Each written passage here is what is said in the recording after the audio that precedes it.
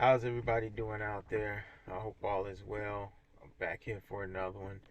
And the topic or book, I should say, is this book that I've been reading is called Unlearning Shame.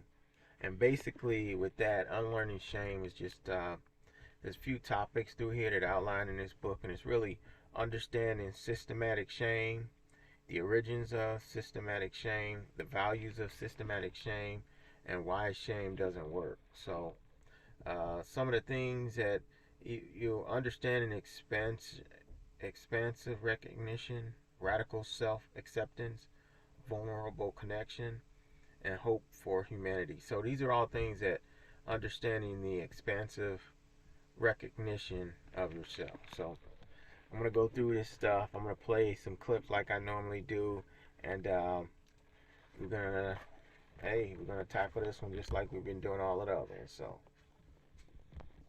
This topic is absolutely instrumental in the process of healing from any type of attachment wounding, from complex trauma, or from essentially any early core wound that kicked us off of our own teams in life and held us back from being able to value ourselves as individuals who are just as important as anybody else on this earth.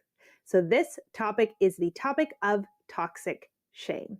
Before we get started, I want to make a couple things clear. I definitely did not invent this term. I didn't even come close to inventing this term. This term has been around for a very long time. I'm actually not sure who the first person who proposed it was. However, someone who has written extensively on the topic of toxic shame is John Bradshaw, who is a brilliant and tragically deceased psychologist, as well as Pete Walker, who I've referenced many times in these videos, particularly related to his work on complex PTSD. But both of these men I'm going to draw heavily from the works of throughout this video. So much of what I say here is going to be an adaptation and expansion on the material of John Bradshaw, particularly from his book, Healing the Shame That Binds You. I will put a link to this book in the description of this video. I cannot recommend it heavily enough. It is such a wonderful, compassionate, comprehensive view of this topic, and I cannot imagine having navigated the last couple of years of my attachment healing journey without having read it.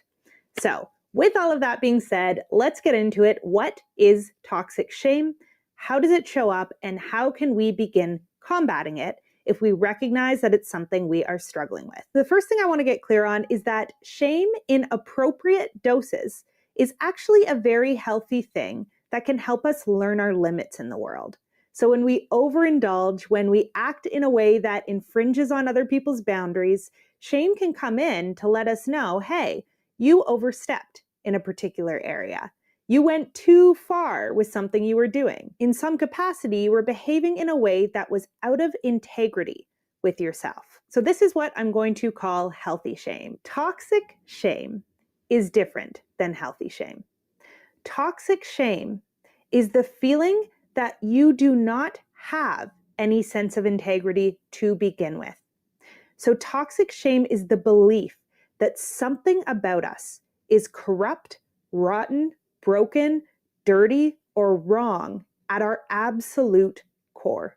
When someone with healthy self-esteem makes a mistake or goes past their limits, they feel healthy and appropriate shame. When someone who is, as John Bradshaw would call it, shame-bound in their identity, someone who is bound by toxic shame when they make a mistake or go past their own or someone else's limits, becomes overwhelmed with the feeling, I am a mistake. I am worthless, disgusting, whatever it is that you internalized about yourself at a very young age that became the core of your identity.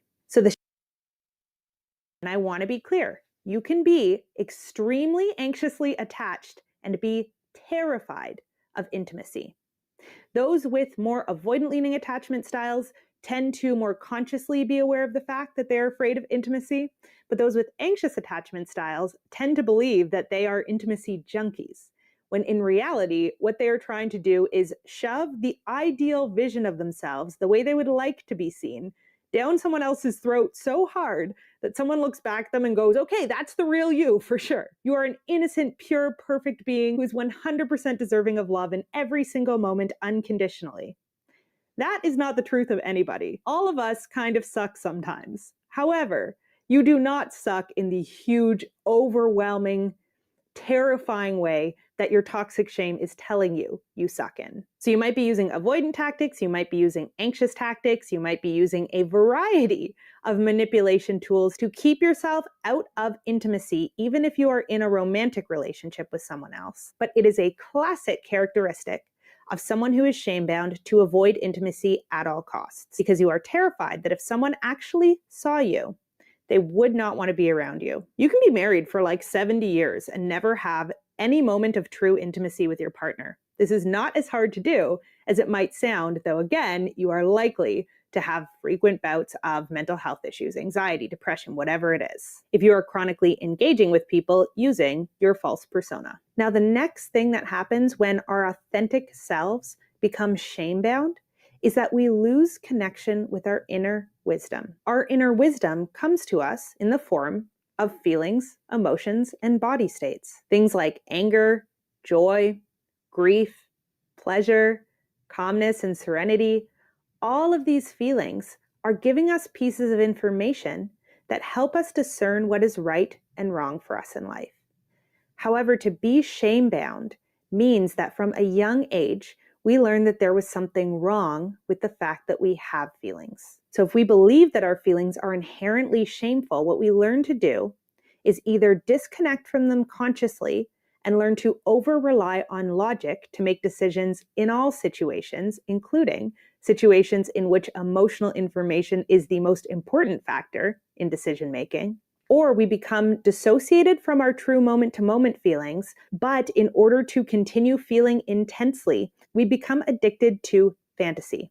So we create an elaborate fantasy world inside of our own minds. We pick people to become limerent about. If you don't know what that word means, I have a video I will link in the description of this video called Limerence, What It Is and How to Let It Go. And we feel most of our feelings within that fantasy life that we create, with that version of yourself that you might have stuffed away at like 3 years old, is really fun. You get to learn what your interests are. You get to learn and reinvent and choose who you would have become if you had had the chance to choose that as a child. Maybe your real self is a guitarist. Maybe they're an astronaut. I always knew I was like a nerd, and that part of me remained true. But I also learned that my real self hikes and plays piano. There is so many surprises about yourself that you will find out in this process, the more you're able to tear away these defenses and get at the core of who you actually are underneath all of them. And once you arrive at that person, then you get to learn to reintegrate that person into the world, to find activities and communities that mirror who you actually are back to you in a way that's really exciting and fulfilling, because you're no longer having these fake interactions. You're having real, authentic, embodied interactions that you can go into, not having to hide any part of yourself. That is that final step in healing from toxic shame, is realizing that you can be the same person everywhere you go, because you have fought through that wall of shame you've been terrified of looking at your whole life. And it turned out underneath it was actually a pretty cool person, and that there is not a reason on earth why other people wouldn't like as well. And all of those scary things in your past, all of the traumas, all of the hardships, all of the mental illnesses, all of the coping mechanisms you developed as a response to that shame, you have now found a way to speak about in a self-contained way. I'd like to talk to you about trauma. But first, I'd like to highlight the resilience of the human body. You see, the moment you are conceived, every organ in your body begins to develop in such a way that healing becomes inevitable. For example, do you know if you had a paper cut, the platelets would form a clot to stop the blood from flowing while also forming a protective scab over that open wound? If you broke a bone, your bones would create new cells which would replicate and replicate until that broken bone was healed. Your organs serves as your primary detoxifying agents, starting with the liver, which converts toxins into waste, which is then filtered throughout your body through your kidneys. And if ever your organs fell short of detoxifying, your skin would step in and continue to detoxify your body with skin conditions we know as rashes.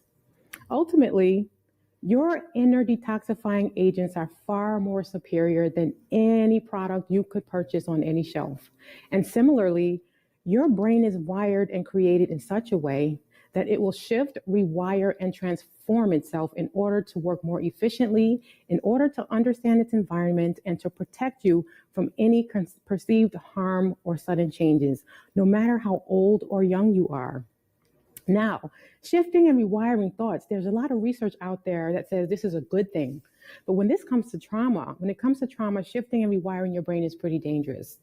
Okay, so how do we turn to the resilience in our bodies to deal with some of the most difficult times in our lives?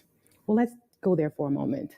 Let's imagine you are at the center of the most distressing experience ever. And for some of you, that could be a divorce. It could be relocation, a new job. Lately, I've been saying, think of COVID, right? Because I think we can all relate. Well, what happens to us during these moments mentally is that our thoughts become highly emotional. They become very personal. They often become part of our own personal self-worth. And it's not uncommon for your trauma to become your inner voice. Well, while you're thinking on this moment, I'm pretty sure one of the most prevailing feelings that you can recall is fear. Some of you don't want to think on it for fear that the thought might evoke unwanted feelings. For others, you may not want to think on it because it will take you down this rabbit hole of I shoulda, I woulda, I coulda, or somehow you have contributed to your own demise. Well, if you have experienced any of this, my friend, you have experienced some form of trauma. You see, fear, shame, and guilt is rooted in unresolved trauma. And when left untreated, not only does it damage the pathways in your brain, but it also creates other conditions such as high blood pressure, hypertension, anxiety, obesity, depression. I mean, the list can go on and on. But what does this really mean? This means that the most valuable tool you will have in your lifetime is your mind. And when your mind is in harmony with the body and spirit, it has the capacity to shift your entire life experience.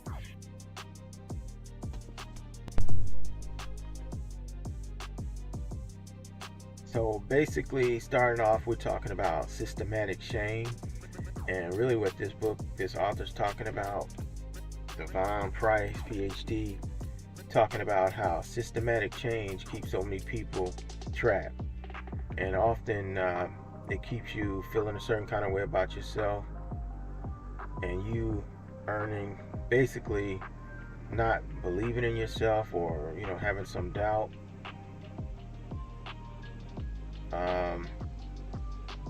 Let's see, what are they saying here? So basically,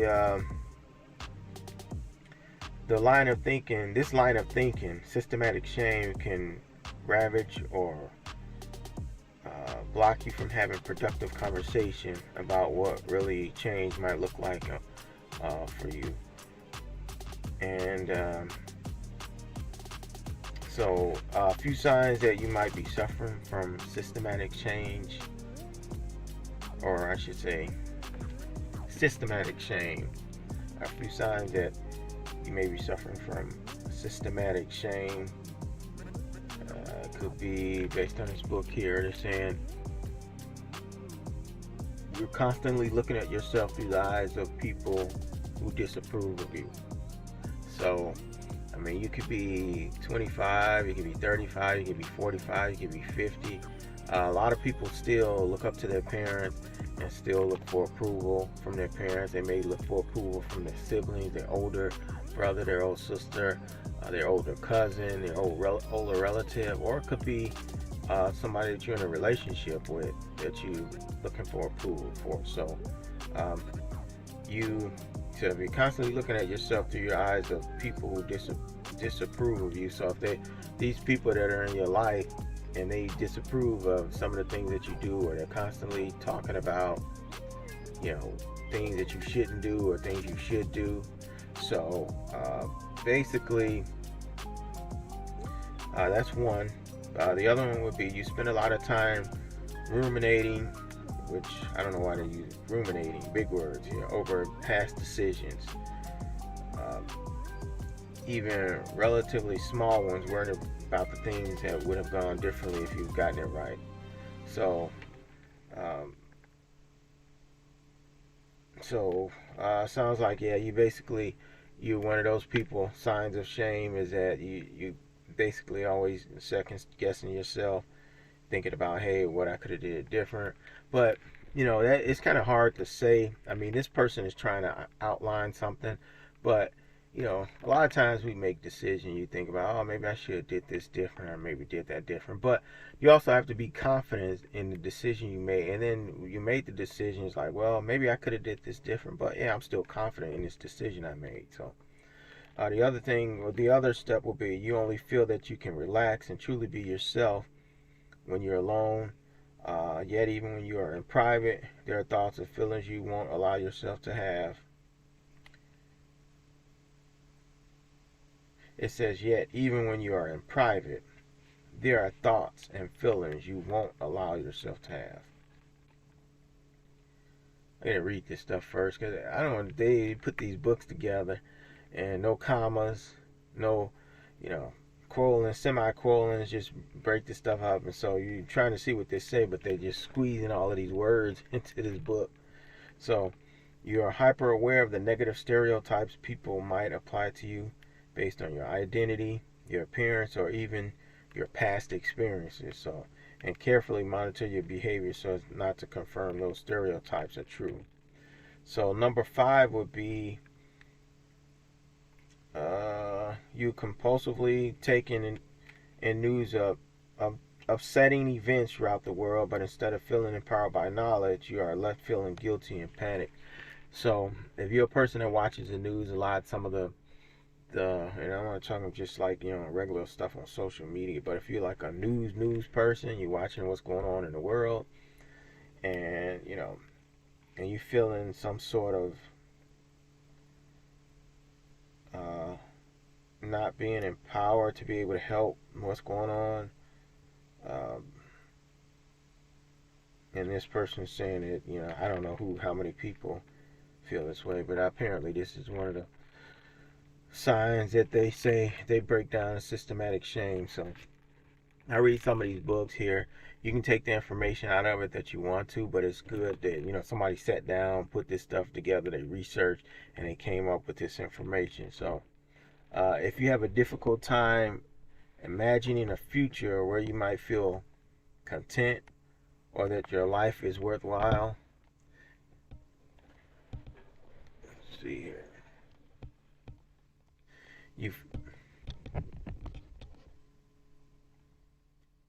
Number 7, you feel like you are carrying a heavy load of obligations, but nothing you do in life seems to matter. Number 8, you find it hard to believe that anyone might really appreciate and care for the real you. Maybe you have to fake the funk when you go to work. Maybe you have to fake the funk around your family members because you live in a secret life or something that you don't want to disclose to everybody. So this would be a case where you're saying you don't believe anyone might really appreciate the real person or the real whatever you're going through. As whatever who you are, I should say. Number 9, your default attitude toward yourself is a mistrust and disgust. And you try to do everything on your own, and you see slowing down or needing help as a failure.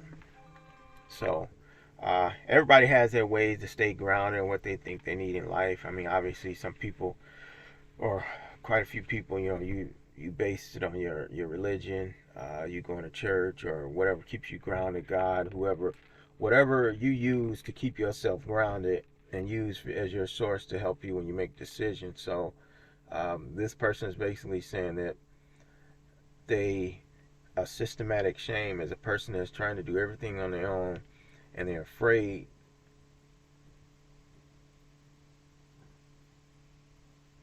you see slowing down as a needing help as a failure. So you feel like if you have to reach out to somebody, that's a failure, like you didn't make it, or you feel like, hey, I can't slow down, I can't stop. So a lot of times, we hitting the grind, we doing what we need to do, and then sometimes I guess you just have to take time to slow down and really, analyze and think about what's going on, and all of the different steps that you need to get to where you need to be and have that confidence.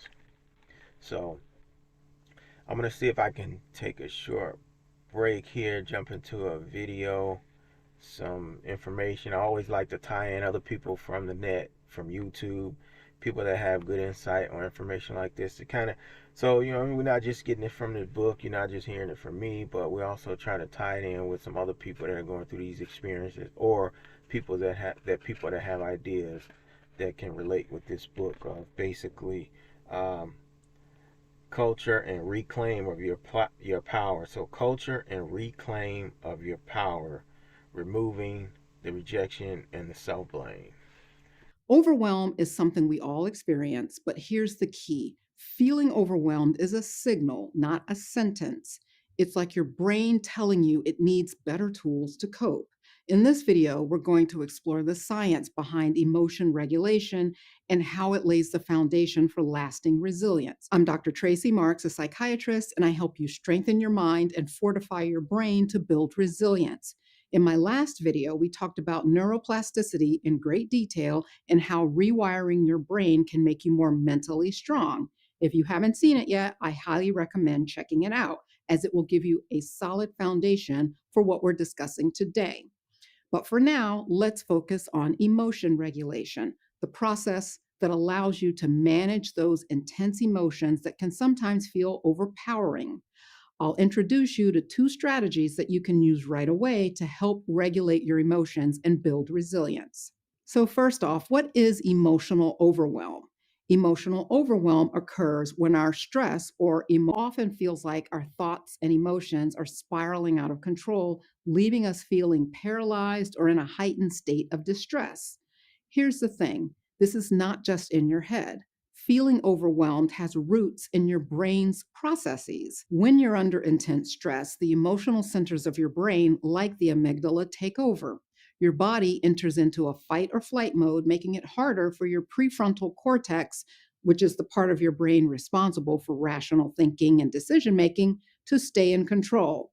And this is why you might find it nearly impossible to think clearly or make rational decisions when you're overwhelmed. It's not a character flaw, it's your brain doing what it's wired to do. But the key to building emotional resilience is learning how to manage this emotional response. And this is where emotion regulation comes into play. It's a skill that you can strengthen with practice. So, what exactly is emotion regulation? It's your brain's ability to manage and respond to emotional experiences. At its core, emotion regulation involves 2 major players in your brain: the prefrontal cortex and the amygdala. The amygdala is like an alarm system, constantly scanning for threats and triggering the fight or flight response. The prefrontal cortex, on the other hand, is your rational thinker. It's the part that helps you make decisions, control impulses, and plan for the future. When your emotions run high, like during moments of overwhelm, the amygdala can hijack your brain's processes, making it difficult for the prefrontal cortex to step in and calm things down. In essence, emotion regulation is a trainable skill. Today, I want to introduce you to 2 strategies that will help you regulate your emotions, even in the most overwhelming situations. The first strategy is called savoring the senses. This is a grounding technique that helps you anchor yourself in the present moment by focusing deeply on one of your senses. It's more than just noticing things around you. It involves fully engaging in the sensory experience to bring your mind back to the here and now. Here's how it works. Choose one of your senses that you want to focus on. The options are sight, touch, smell, taste, or sound. For this example, we'll choose touch. Then find a specific stimulus for that sense. If we're focusing on touch, pick up an object nearby, like a textured stone, or a piece of fabric, or a cup of tea. Then spend 20 to 30 seconds fully experiencing that sense. Close your eyes if you can and slowly run your fingers over the object, noticing every bump, curve, or temperature. Pay attention to every detail, allowing your mind to be fully immersed in the sensation. Then take a deep breath and acknowledge how the sensation makes you feel. You might feel more grounded, calm, or just more present. By deeply engaging your senses, you divert the brain's focus away from distressing thoughts and calm down the emotional response. The reason this works is that it activates the brain's sensory processing centers, helping to create a sense of control and calm. The second strategy is labeling the emotion. This technique involves consciously identifying and naming the specific emotions that you're experiencing. It might sound simple, but it's surprisingly powerful. And why does this work? Because when you're feeling overwhelmed, your brain's emotional center, the amygdala, can dominate, making it harder to think rationally. By labeling your emotions, you activate the prefrontal cortex, which helps calm down the amygdala and reduces the intensity of the emotion. Remember, I said that with overwhelm, the amygdala can dominate the prefrontal cortex activity? This kind of exercise is like saying, "Wake up, prefrontal cortex, you have some work to do." Here's how you can practice it. Pause when you notice that you're feeling overwhelmed. Take a minute and tune in to what's happening inside of you. Then identify and name the emotions that you're experiencing. Say to yourself or write down statements like, "I feel anxious and frustrated," or "I feel sadness and stress." Then acknowledge that it's okay to feel this way. This simple acknowledgement helps you separate yourself from the emotion, creating some mental space to manage it. Labeling emotions does not involve dismissing or minimizing them. Labeling emotions is recognizing what you're experiencing so you can deal with it more effectively. By naming the emotions, you help your prefrontal cortex create an opportunity for more measured and thoughtful responses. Some people struggle to name their emotions. You can feel bad and say, "That made me feel some type of way." I hear that phrase a lot. But research shows that the better you can get at identifying and naming how you actually feel, the better you could get at processing those emotions and the less they will overwhelm you. Since I'm about helping people change, I created an essential tools card deck. Of course, you can always find an emotion wheel online, but the beauty of the card deck is that you can carry the cards with you because this exercise works best in the moment when the feeling is fresh. Of course, you can always reflect on this later, but the ideal scenario is that as soon as you feel some type of way, you can immediately analyze what that way is and give it a name. Here's an example. Let's say I'm working on a big project and I get an email from my boss saying she wants to meet to discuss my progress. Suddenly, I feel a knot in my stomach and my heart starts racing. I notice that I'm feeling uneasy, but I'm not quite sure why. This is the perfect time to pull out the emotion cards to identify exactly what I'm feeling. There are a lot of tools in the card deck, but the affective labeling cards are cards 19 through 24. The 6 common top level emotions are happy, fearful, hurt, sad, inadequate, and angry. As I look at them, I go between fearful and angry. As I think about it more, I conclude that I actually feel resentful. I resent the fact that my boss is micromanaging me. Why can't she just let me get my work done? I can't get anything done if I have to keep stopping for these check-ins. I'm especially resentful because I notice that my male counterpart, who's working on the same project, doesn't have as many of these meetings. Does my boss just assume that I need more hand-holding? I don't know why this would be the case, as I've never been told that my work was below expectations. Now, on the surface, the pounding in my chest that I got from the email may seem like I was feeling anxious, but I don't connect with fear or anxiety. I connect with anger. And I can acknowledge to myself that I feel singled out, but maybe my assumptions are incorrect. So I'll give my boss the benefit of the doubt for now. This analysis of how I really feel diffuses the intensity of my emotional response and allows me to keep my anger in check. So, with the authentic voice, people have grown to expect each other and how they are. But basically, there is really almost no social issue, from climate change to racism, from medical fat phobia to global pandemics, that systematic shame hasn't touched. So here are a few signs that you might be suffering from systematic shame. So this is in summary. We're talking about if you are currently looking at yourself through the eyes of people who disapprove of you. You compulsively take in news of upsetting events throughout the world, but instead of feeling empowered by knowledge, it leaves you guilty, frozen, and panicked. So you feel the heavy weight of responsibility, and this can be father, husband. I mean, this could be father, mother. You feel the heavy weight of responsibility, yet nothing you do in life seems to make a difference. That could be anybody. That could be any situation. But you try to do everything on your own, and you see slowing down or needing help as a failure. So this is who I was talking about earlier. Whatever keeps you grounded, whether it's seeing a psychiatrist, whether it's going to church, whether it's consulting with family or whatever, but don't feel like you in this by yourself, and don't feel like shame. This is talking about shame, is you feel like that you're a failure if you can't go to somebody and get help. So it's not that you're a failure, it's just, hey, nobody's perfect, and at some point everybody could use a little bit of help. So if it is possible to stop allowing our lives to be ruled by shame, and to create a world for ourselves that's shaped by community and support, self-acceptance, self-acceptance and trust, and unlearning shame can show you how. Shame and how you got to that point, and how you can get past it. This book was basically just trying to unlearn shame, whatever you grew up with, however it hit you, encountered you in your life. So it's trying to get your power back, and that's pretty much what it is. So share, when you communicate distress, share your discomfort and concerns with people. So like an example,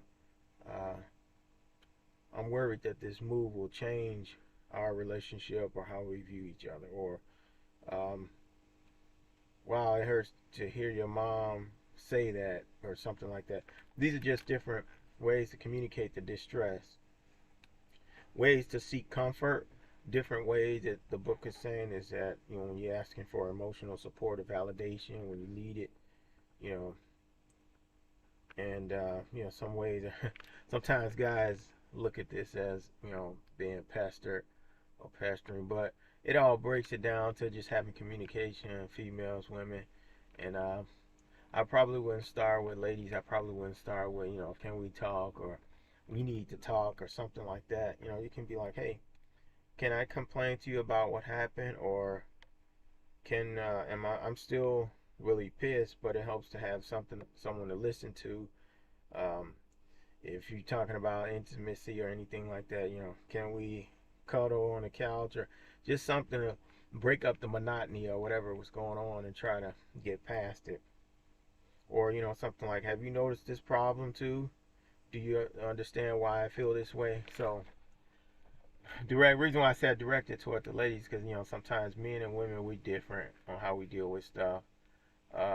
Women are big on communication. Guys communicate. We communicate too, but I know the ladies gonna communicate, and that's usually what gets us to right that ship, is communication. So you can't be mad about that when your lady want to communicate.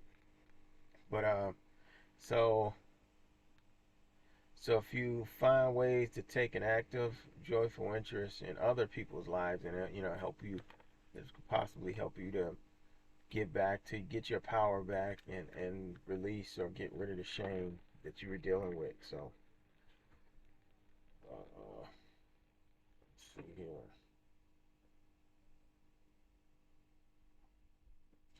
So some ways you can include and engage is create regular ways of staying in contact and invite people into your life. Basically, let's run a few errands that we've been dreading together, something like that, breaking up the monotony. That's with coworkers and stuff like that. So let's see here.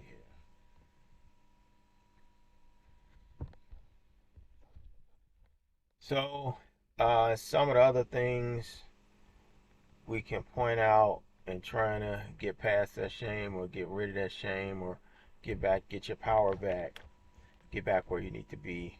Um, find ways to forgive in others and in yourself.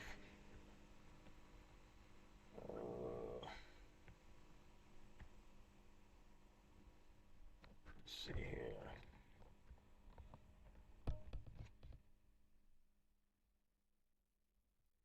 So, assigning a moral value to every individual person's behavior means that we are forever pointing fingers at those who lack better options, isolated ourselves, instead of supporting one another and joining forces against those systems that we have stolen or out of our control. So, if we wish to embrace expansive recognition as an alternative value system, we have to forgive ourselves for not being perfect, and we must find ways to grant grace and forgiveness to other people as well when they're not being perfect. So that was one of the things I had to learn to deal with all the time working in management, because I always tend to, excel or do different things, and so sometimes you just want people to keep up and wonder why they can't get it done or why they don't have the same drive. So you just have to understand people that you're working with, and we're trying to help everybody get their power back, get away from the shame, and uh, so let's see what else is in here.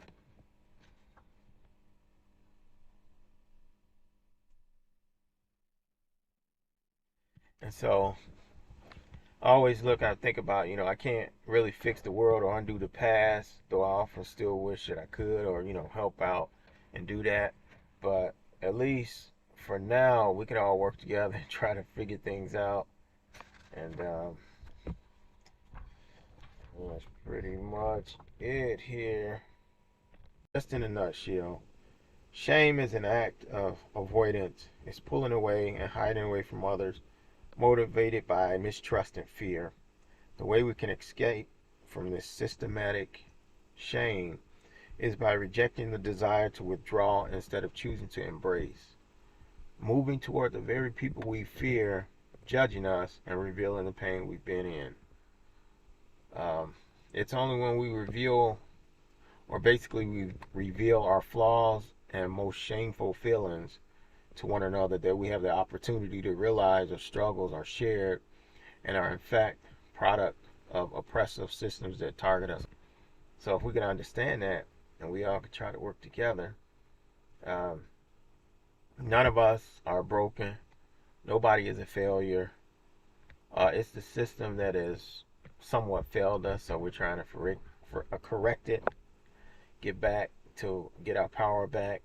And as soon as we recognize that, we can move beyond them and create something better together, my people. So if this has been helpful, I'm going to end it here. Hit the like button, subscribe for the ones that haven't already subscribed, and we just pretty much, like I always say, I hope everybody enjoy the rest of their day.